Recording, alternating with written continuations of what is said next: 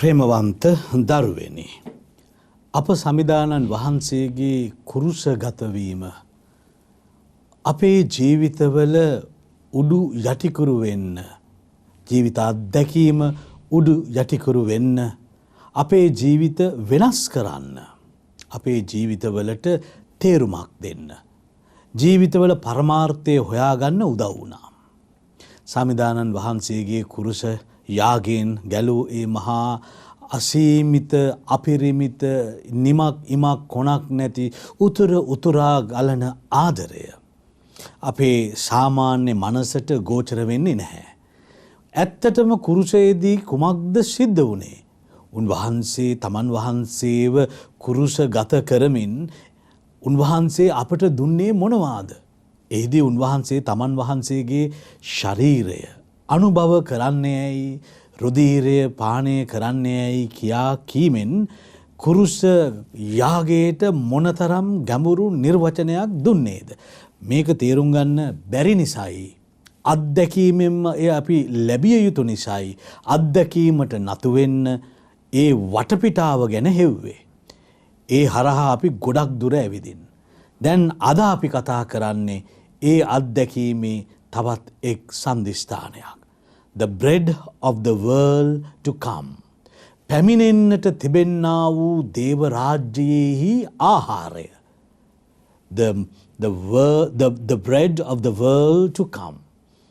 අපගේ පැමිණෙන්නට තිබෙන්නා වූ රාජ්‍යයෙහි ආහාරය. මන්නා පිළිබඳව අපි කතා කරමින් උන්නා.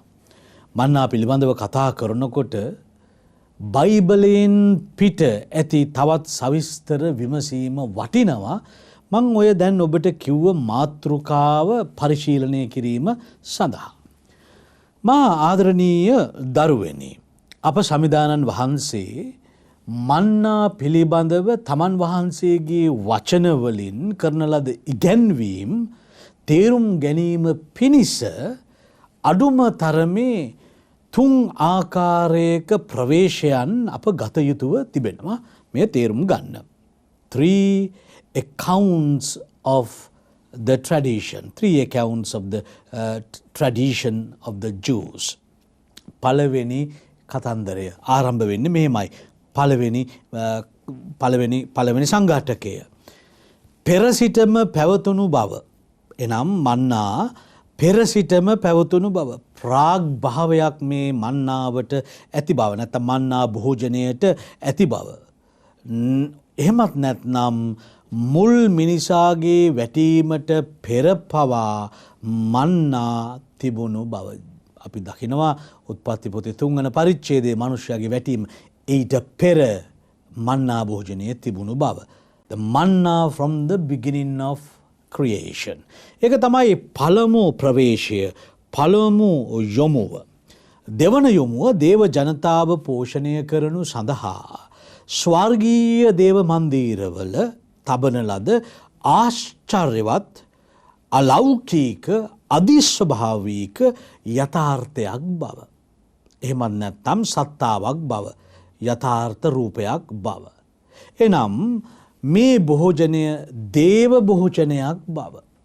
3 වෙනි ප්‍රවේශයේ නොහොත් 3 වෙනි යොමුව අපට කියනවා අවසාන වශයෙන් නව මෙසියස් නොහොත් නව මෝසස් නොහොත් නව මෙසියස් නැවත පැමිණි විට අප වෙත රැගෙන එන නව භෝජනය, අලුත් භෝජනය, ආසින් වස්වනු ලබන භෝජනය මන්නා භෝජනය බව. ඉතින් මේ කරුණු කාරණා විමසන්න මං ඔබව දැන් ආදරයෙන් ඇරයුම් කරනවා මා ආදරණීය දරුවෙනි. පළමු කාරණාව. The manna from the beginning of creation. පටන් ගැන්මේ සිට, ආරම්භයේ සිට මන්නානම් බොදුන තිබූ බව ජුදා ඉගැන්වීම් වල සම්ප්‍රදායවල් වල ඉගැන්වී තිබෙනවා.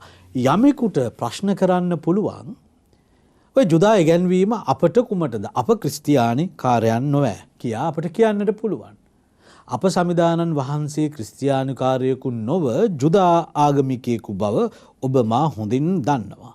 සමිදානන් වහන්සේ හැදුණු වැඩුණු ඉගෙනගත්තු ඔවුන් වහන්සේගේ පරිචයයි අපි මේ විභාග කරමින් සිටින්නේ. උන්වහන්සේගේ ජීවිත පසුබිමයි අපි විග්‍රහ කරමින් සිටින්නේ. එබැවින් උන්වහන්සේ වදාලා වූ ස්වර්ගීය භෝජනය පිළිබඳ ඉගැන්වීම් වලට ඔවුන් වහන්සේට උගන්වන ලද ජුදා ඉගැන්වීම් අනිවාර්යෙන් බලපෑ බව අපට සක්සුදක්ෂයේ පැහැදිලි. ඒ නිසා ඒ ජුදා ඉගැන්වීම අපට වැදගත් වන්නේ උන්වහන්සේව තේරුම් ගන්න.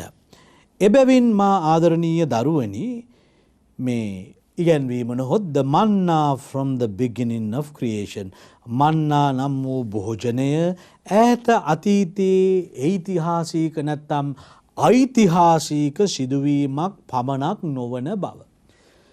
මෝසස්ගේ කතා රාමුවට වැටුනහම ඒක ඉතිහාසයට අයිති. ඉතිහාසයේ යම් තැනක එක් තැනක එය සිද්ධ වුණා. එතකොට ඓතිහාසික සිදුවීමක් නොවේ. එබැවින් ඓතිහාසික නැත්නම් ඉතිහාසික සිදුවීම ඉතිහාසයත් සමග වැළලෙනවා. එය අපට විග්‍රහ කරගන්නට පුළුවන් වෙන්නේ ඓතිහාසික පසුබිමේ සිට පමණයි. නමුත් මන්නා බොදුන ඓතිහාසික පසුබිමටත් එහා යනවා. ඒ පටන් ගැන්ම දක්වා යනවා. ඉතිහාසයේ ආරම්භය දක්වා යනවා. ඉතිහාසයේ ආරම්භයට පෙර තත්වයට යනවා. එබැවින් එහි සර්වකාලීන බව අපට වැටහෙනවා. ආරම්භයට එපිට නම් එය සර්වකාලීනයි. ආරම්භයට පෙර තිබේ නම් එය සර්වකාලීනයි. අදටත් එය ගැලපේමයි. එය සාධාරණ තර්කණයක්. ඊතරම් සංකේතාත්මක තර්කණයට යා යුතු නෑ. ඒක අපි කියන ප්‍රොටොලොජි කියලා. ඉතා සරල තර්කණයක්. ඒ ස්වභාවයෙන්ම අපට ඉදිරිපත් කරන්නට පුළුවන් ඉගැන්වීමක්. හොඳයි ප්‍රේමවන්ත පුතේ ප්‍රේමවන්ත දුවේ. ඒ ලෝකාරම්භයේ සිටම පැවතුනා යැයි දැන් ජුදෙව්වරුන්ගේ මිෂ්නාව අපට එහෙමනම් මේ උගන්වන බව ඔබට කියන්න මං කැමතියි. ජුදෙව්වරුන්ගේ මිෂ්නාව මිෂ්නාටුවාව ඔවුන්ට උගන්වන ඔය කතන්දරය. පළමු සබත් දින සවස මවන ලද බව කියවෙනවා. ජුදා ඉගැන්වීම තුළ.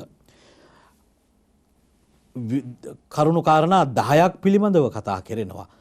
උදාහරණයක් ඇටියට ගත්තොතින් ආරවුන්ගේ දළුලන සැර ඇටිය. දසපනතේ ගල්පුවරු.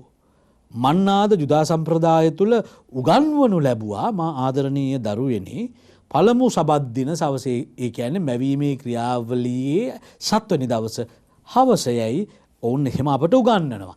ඒකට පදනම කුමක්ද කියා මා නොදනිමි. හැබැයි මිෂ්නාවේසේ උගන්වන බව අපට පැහැදිලියි. මිෂ්නා අබොත් 5-6 කියන කොටසෙහි අපට එය දකින්නට පුළුවන්. තව විදිහකින් කියනවා නම් ජුදා ජූවිෂ් තාගුම් නැත්නම් ජූවිෂ් තාගුම් කියලා කියන්නේ ජුදා ශුද්ධ ලියවිල්ලේ පරිවර්තනයක්. එය සිනගෝගිය තුළ භාවිතා කරපු පරිහරණය කරපු ශුද්ධ ලියවිල්ලක් හැටියට තමයි ගණන් ගත්තේ. මේවායේ ඉතා පැහැදිලිව මෙය උගන්වනු ලබනවා. තාගුම් සූදෝ ජොනතන් on Exodus 16:4. දැන් අපි ඒ කියවා බලමු. ඔබට තේරේවි එය කෙසේද කියා. And the Lord said to Moses, Behold, I will bring down for you bread from heaven, which has been reserved for you from the beginning. දැන් මේ වගන්තිය අපට හම්බ වෙන්නේ තාර්ගුම් සීදෝ ජොනතන් on Exodus කියන ලියවිල්ලෙහි. ශුද්ධ ලියවිල්ලට එපිට වූ විග්‍රහයක ලියවිල්ලක අටුවාවක එය සඳහන් වෙනවා. And the Lord said to Moses, සමිදානන් වහන්සේ මෝසස්ට කතා කොට බලන්න මම ඔබ වෙත රැගෙන එන මන්නා ඔබ වෙනුවෙන් ආරම්භයේ සිට සකස් කළේවාය. හරියට බුක් කළා වගේ. අන්න එහෙම අදහසක් තමයි කියවෙන්නේ. And the Lord said to Moses, Behold, I will bring down for you the bread from heaven, which has been reserved for you from the beginning. Targum Sido, Jonathan on Exodus 16:4. එහි තවත් කොටසකට මම ඔබ අරගෙන යනවා. When the children of Israel saw it කියලා මෙතන යෙදුවේ මන්නා. They were amazed And they said to one another, what is it? For they did not know what it was. And Moses said to them, it is the bread that was reserved for you from the beginning in the heavens on high. And now the Lord is giving it to you to eat. Targum Pseudo Jonathan on Exodus 16:15. දැන් මේ ජුදා ලියවිල්ල අප සමිදානන් වහන්සේ ඉගෙන ගත්තා. උන්වහන්සේට මේ ඉගැන්වුවා. සිනගෝගේ ඕනෑම ජුදා දරුවෙකු ටෝරාව ඉගෙන ගන්නකොට මෙය ඉගෙන ගනු ලැබිය යුතු වෙනවා. ඉතින් මේ අනුව සමිදානන් වහන්සේ තුල මේ සංකල්පය නොඅඩුව තිබුණායයි සැක නැතුව අපට විශ්වාස කරන්න පුළුවන්.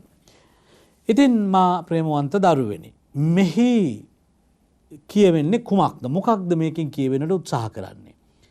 ආහාර අවශ්‍යතාවය පිරවීමට නැත්තං ආහාර අවශ්‍යතාවය සපුරා ගැනීමට දෙන ලද්දක් නම් නොවෙයි. එය සිද්ධ කරන්නට පිරිනමන ලද ප්‍රාතිහාර්ය ජනක අවස්ථාවක් නම් නෙමෙයි. ආහාර ලබා දෙනු පිණිස කරපු දෙයක් විතරක් නෙමෙයි. ලෝක ආරම්භයේ සිටම පැවත එන ආහාරයක් ලෙස උගන්වනු ලැබීමෙන් සාධනය කරන්න උත්සාහ කරනවා ජුදා සංස්කෘතිය තුළ ඉතා බරපතල කාරණාවක්. ඒ තමයි මේ සෙනග දෙවීක සෙනගක්. මේ සෙනගගේ බලාපොරොත්තු දෙවියන් තුළ පදනම් වෙනවා. එතකොට මේ සෙනගගේ ඉතිහාසයේ හැම තැනම දෙවියන් සිටිනවා. ඉතිහාසයේ වෙනකක් නොව දෙවියන්ගේ කතාවයි.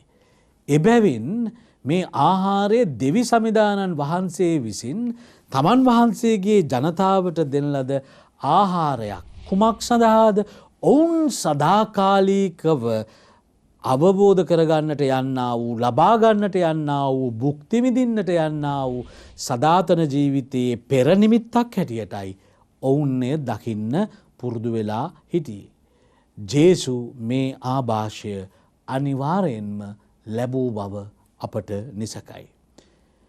එසේම දේවධර්මීකව සිතනකොට මේ කර්තව්‍ය, මේ ඓතිහාසික ඉගැන්වීම පිළිබඳව ඉතා සරල මූලික තර්කයක් ලෙස ජුදා ගුරුවරු හිතන විදිහට මෙන්න මෙහෙම අපට හිතන්න පුළුවන්. It is protological.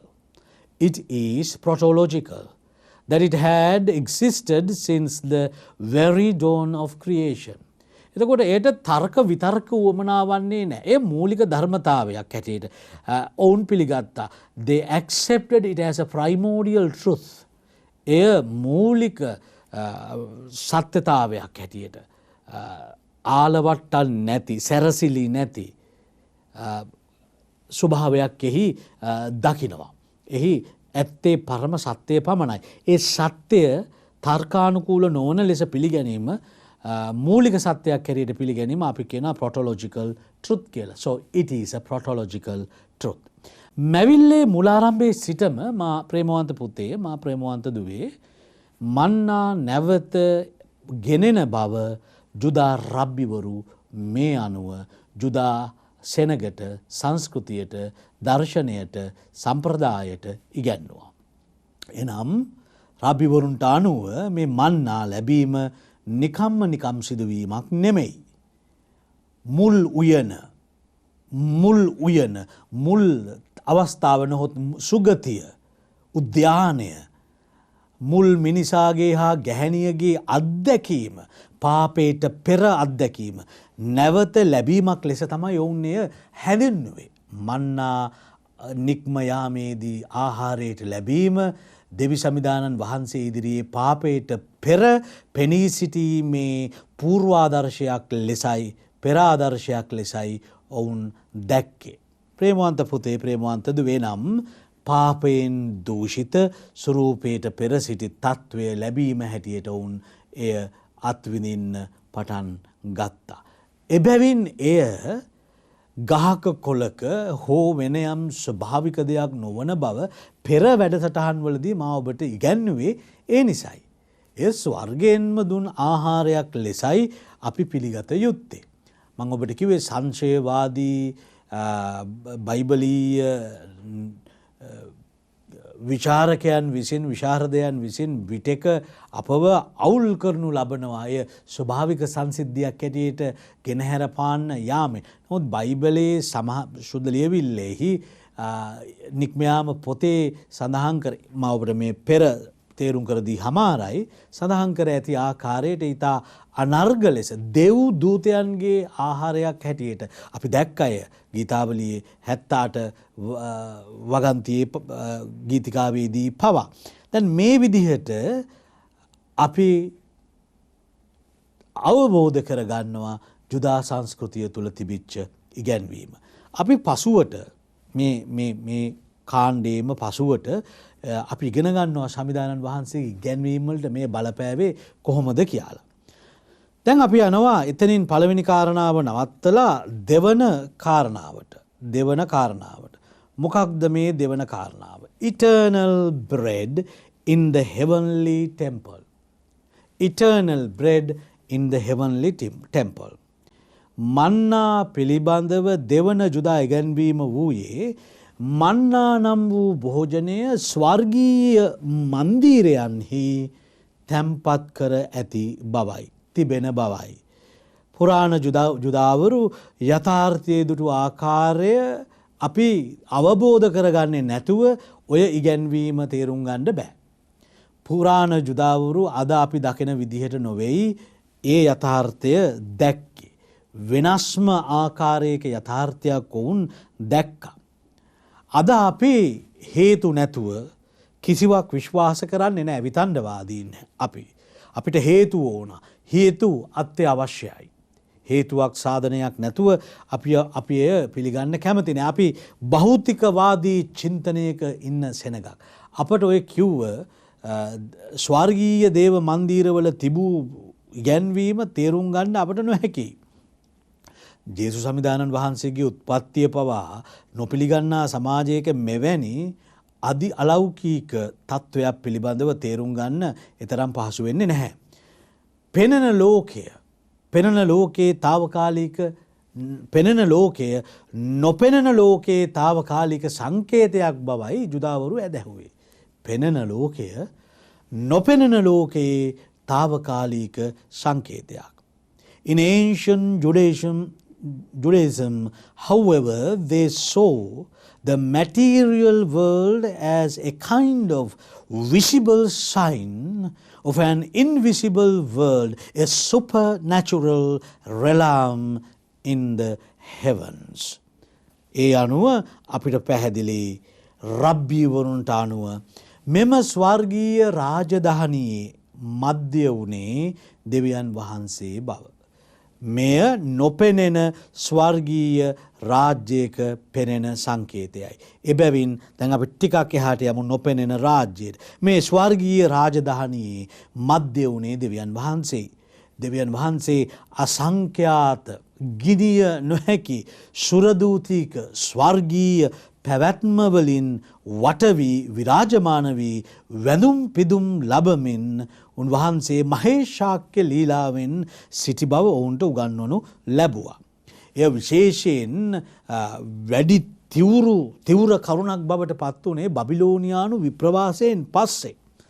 මේ සංකල්පය දේව දූතයන් පිළිබඳව ඉගැන්වීම ලියවෙන්නට පටන් ගත්තා තල්මුඩ් ලේඛනවල, බබිලෝනීය තල්මුඩ් ලේඛනවල. නොහොත් බැබිලෝනියන් තල්මුඩ් කියලා අපි කියනවා. අන්න එහි බහුල ලෙස ලියවෙන්න පටන් ගත්තා. මේ අනුව මා ප්‍රේමවන්ත දරුවෙනි, ඔවුන්ට අනුව ජෙරුසලම් දේව මාලිගාව එහි ලෞකික සංකේතයයි. ගිවිසුම් කරඬුවේ මන්නා තිබීමත්, එය දේවමාලිගාවේ තිබීමත්, ගිවිසුම් කරඬුව ඊශ්‍රායෙලි ශුද්ධතනන් වහන්සේගේ පෘථුවියේ වාසස්ථානය වීමත් හේතුවෙන් මන්නා ස්වර්ගීය රාජ්‍ය තුල තිබූ බව ඔවුන් උගන්වනු ලැබුවා. තව විදිහකින් කියනවා නම් තල්මුඩ් ජෙනසිස් 1 නැත්නම් උත්පත්ති 1ට අනුකූලව අපි මෙය අවබෝධ කරගන්නවා. දැන් මේ අනුව ප්‍රේමවන්ත පුතේ ප්‍රේමවන්ත දුවේ ඉංග්‍රීසි පරිවර්තනයේදී වචන භාවිතාවේදී ඔය මුල් තේරුම සමහර විට අපට තේරුම් ගන්නට නොහැකි වෙනවා. නමුත් මා කැමති ඔබට මෙය මෙසේ කියවන්නට ඔබත් සමග මෙය බෙදා ගන්නට. අපි මෙය මෙසේ කියවනු ලබමු. And God set them in the firmament of heaven. Genesis 1:17. Skies. In that in which milestones stand and grind manna for the right years, for it is said, and he commanded the skies above and opened the doors of heaven, and he caused manna to rain upon them for food. ගීතාවලියේ 78 පරිච්ඡේදයේ නැත්නම් ගීතිකාවේ 23 වෙනි වාක්‍යයේ සිට 24 වෙනි වාක්‍ය දක්වා. Habitation is that in which the heavenly Jerusalem and the temple and the altar are built, and Michael the great prince stand and offers up their own an offering. For it is said, I have surely built three houses of habitation, a place for thee to dwell in forever.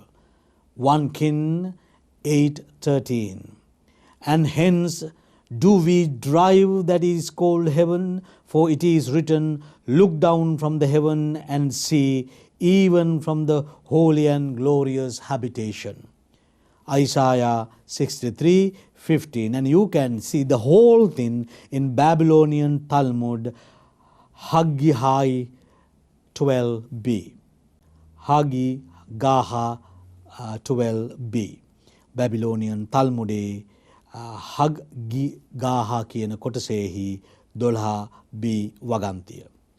දැන් මම ඔබට කියවූ වගන්තිය වලට අනුකූලව ඊටා පැහැදිලි වෙන කාරණාවක් තමයි සමිදානන් වහන්සේගේ මේ බොදුන මන්නා නම් වූ භෝජනය ස්වර්ගීය භෝජනයක් බව ඊටා පැහැදිලි ලෙස අපට ගෙන හැරපෑවා.